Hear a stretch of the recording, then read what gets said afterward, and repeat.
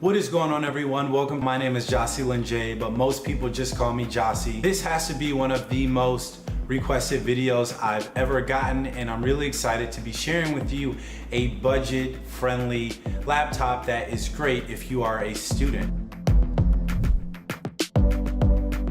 The laptop that I chose for this video is the HP Spectre 360 8th generation. With the 8th generation i7 processor.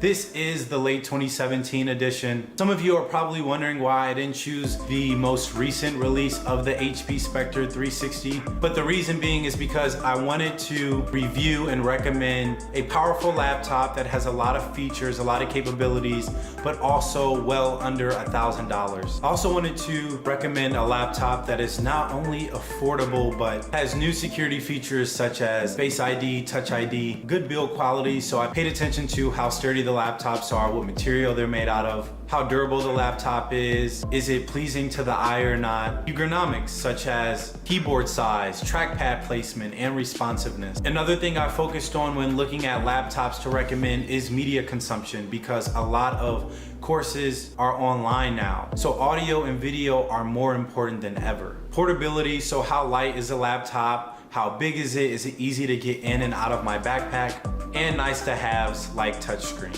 One thing I want you to keep in mind is that there are multiple versions of this model. There's a newer release that has an all new redesign that I'll get to a little bit later. There is a 4K version of this model, even though I don't think it's really worth it, especially at a 13.3 inch screen. And if you want to spend a little bit less money, there is an i5 version of this model. You can get this model with the 8th gen i7 processor for as low as $750 refurbished. And then you can get the i5 version of this model for as low as $680. For a premium laptop that is fairly new, that's a pretty good deal considering the brand new version is $12.99 if you don't catch it on a sale. With that being said, let's get to why I think this is a great laptop and the things that I like about it. I love the design of this laptop. In terms of build quality, it is made out of machined aluminum. It has a silver color scheme that wraps around the entire body and stainless steel hinges, which I think work well with the silver body. I'm impressed with the selection of I/O ports. As a Mac user, it's refreshing to see the selection of ports that this laptop comes with. On the left side, there's a USB 3 port, a headphone microphone combo jack, and on the right hand side, there are two, yes I said two, Thunderbolt ports. As I mentioned earlier, I think this laptop is great for media consumption. There are powerful B&O speakers for high quality audio, and I just appreciate how HP makes sure that they add great audio into their laptops.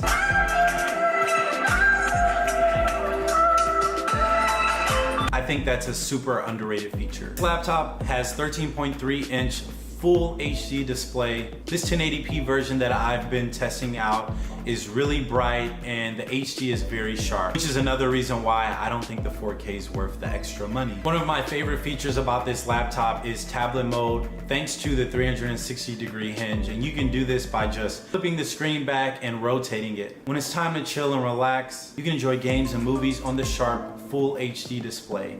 In terms of portability, it has a sleek design. It's only about a ½ inch thick and weighs just under 3 pounds. The hinge does not feel cheap or fragile. I actually feel really comfortable using it in tablet mode or just flipping the screen back at like 45 degrees. Since I've been primarily using Mac, I'm not used to this type of feature in a laptop, but I will say it's really nice to have flexible modes, especially when you're traveling on a train, going from college to college, and those times when you're on a plane. Real quick, let's talk performance for you engineers and content creators who really care about your specs. The version that I've been testing has a quad-core 8th gen i7 processor, 256 gigabytes of solid-state drive, and 8 gigabytes of RAM. I noticed that the laptop is very responsive. It's not laggy at all, and I think that's thanks to the solid-state drive and the 8th generation processor. One thing you want to do is you want to see the minimum specifications for a laptop based on the college that you're going to be going to,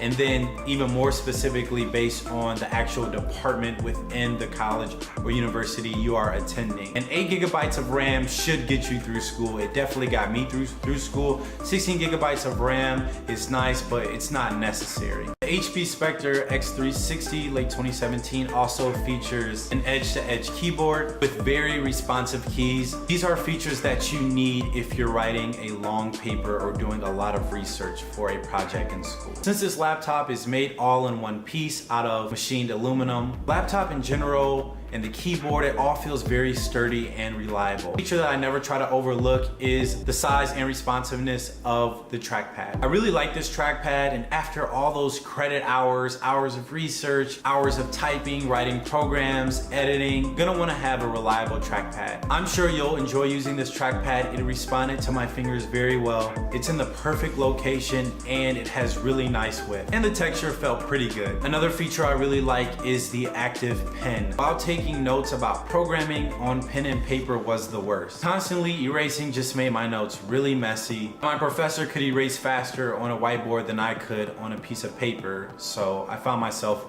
falling behind in notes because of that. I remember wishing I had a 2-in-1 device or a tablet or iPad to be able to take notes digitally. However, with the active pen and Windows Ink, you can digitally take notes on the HP Spectre. So let's say while you're following along with the professor, while you're taking notes, and the professor decides to correct themselves, talk more about a topic that they talked about previously, or make changes to a mistake, you can go back to that section and you can use your active pen and you can draw arrows to the new section that talks more about the old section. Or you can draw visual illustrations that represents the notes that you're taking. And I always recommend that, especially I'm a visual learner, so I know I would have loved having that. In terms of security, I think HP has done a good job giving you other options outside of a passcode with Face ID and Touch ID. Since this isn't a super expensive laptop, there are a few drawbacks. And with any laptop, there's gonna be some drawbacks. One being it has a 16:9 ratio opposed to a 16:10 ratio, which is what some other Windows laptops and Mac laptops have. And the pen doesn't have lower sensitivity that some other laptops come with. But those aren't deal breakers, and don't forget this is a 2017 version of this laptop. So if you have the cash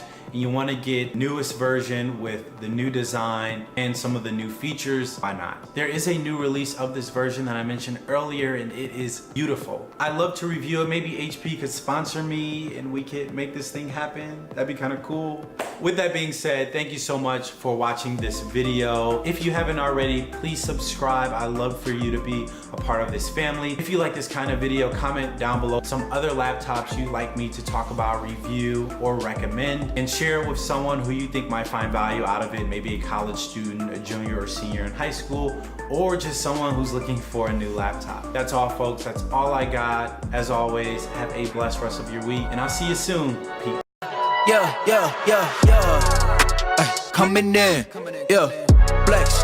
I just wanna win, LA BB, who we run.